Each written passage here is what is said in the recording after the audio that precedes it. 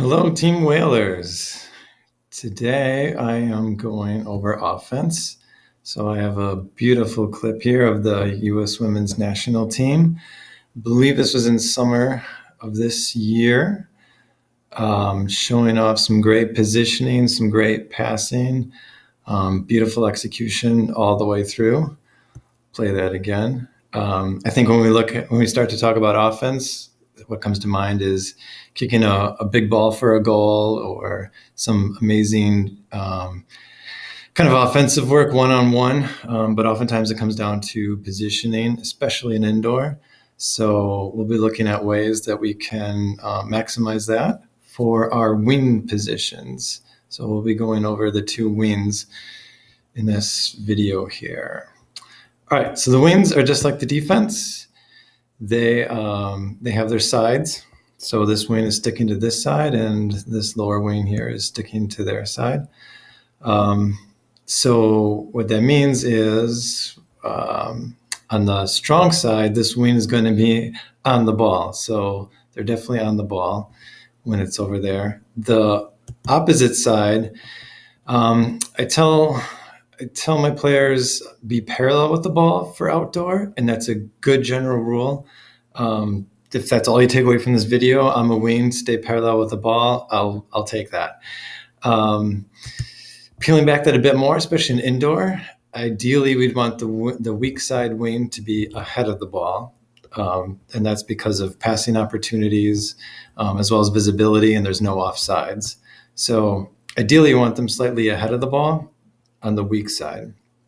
Defensively, we don't want them going past the build-out line. So in this case, the wings are going to own everything on this side. This wing owns everything on this side, but they don't need to be going past the build-out line. We want the weak side wing to be ahead of the other wing, or definitely to be ahead of the ball, but to be up even further. A couple reasons, just defensively, if they are required to come back, the ball comes on over here, they're still able to do that, right? They're not getting way far ahead. But the main reason is because there are no offsides. We're just going to be one pass. They should be bolting ahead along that weak side, and we should be able to hook them up with a pass. Typically, I've only seen one defender in a lot of our games here, so that should be a great opportunity for a breakaway. So we want the weak side wing, when we're on defense, to be definitely ahead of the ball and ahead of the other wing. So when we're looking at the entire formation and we have the ball up here, we want this weak side wing to be collapsed in, right, like we talked, slightly ahead. So maybe over here. I'm going over striker later, and I think I'm actually going to be moving that. But the reason that we want the weak side wing in this general area is I've seen a lot of opportunities where the ball is coming back, either off of the goalie, off of the wall. There's a lot of opportunities if we're positioned well that we can take advantage of that. I've seen a few times where we've either been too far back, behind the ball, or we've been too far. We've been kind of out of the play too much, especially when the ball is up higher. So we want this wing, just like the defense, to be sliding to midfield, sliding no further than halfway, but ready for some sort of rebound or some sort of pass that way.